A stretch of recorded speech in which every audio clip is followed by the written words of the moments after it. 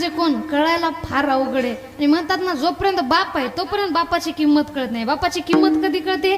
जेव्हा तो निघून जातो. जेव्हा जोपर्यंत ते म्हणतात ना, अहो त्या व्यक्तीचा विषयच गंभीर ज्याच्या पाठीमाग त्याचा बाप उभा खंबीर. विठ्ठल विठ्ठल.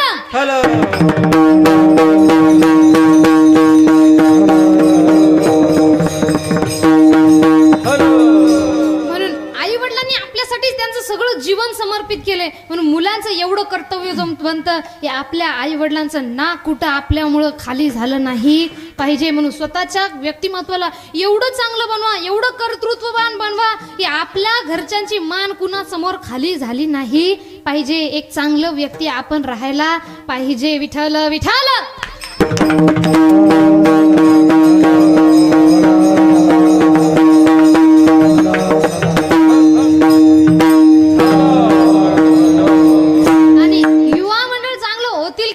जेव्हा आपण त्यांना लहानपणापासून चांगले संस्कार देऊ. म्हणून आपल्या लेकरांना लहान आहे तोपर्यंत चांगले संस्कार द्या, जेणेकरून त्यांनी पुढे जाऊन चांगलं व्यक्तिमत्व घडलं पाहिजे. लेकरांची संगत चांगली असली पाहिजे. बघा, संगत म्हणजे फक्त मित्रच नाही बरं का. लेकराची संगत ही गाथेची असायला पाहिजे, लेकरांची संगत ही गीतेची असायला पाहिजे.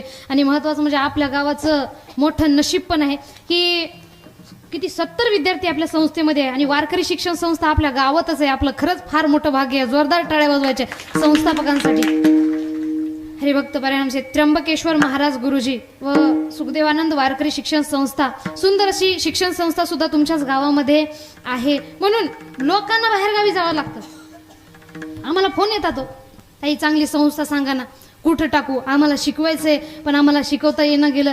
तुमचं भाग्य आहे, तुमच्या गावामध्येच सगळं आहे. सगळे रत्न तुमच्या गावात, गायक तुमच्या गावात, वादक तुमच्या गावात, पखवाज बनवणारे तुमच्या गावात, साऊंडवाले तुमच्या गावात, सगळं तुमचं गाव एकदम चांगल्या प्रकारे आहे. आणि महत्वाचं म्हणजे कीर्तनाला जेवढे काही आलेले आहेत ना सगळ्या माता वर्ग, माझी विनंती आहे तुम्हाला की पुढच्या वेळेस जेव्हा कधी तुम्ही कीर्तनाला येशाल ना, आज तर बऱ्यापैकी सर्व आलेले आहेत, पण घरून निघताना प्रत्येक आईने ही जबाबदारी घेतली पाहिजे की माझा मुलगा युवा आहे आणि युवा व्यक्तीने हे कीर्तनामध्ये कथेमध्ये यायला पाहिजे. कारण त्यांची ही काळाची गरज आहे. तुम्ही भाग्य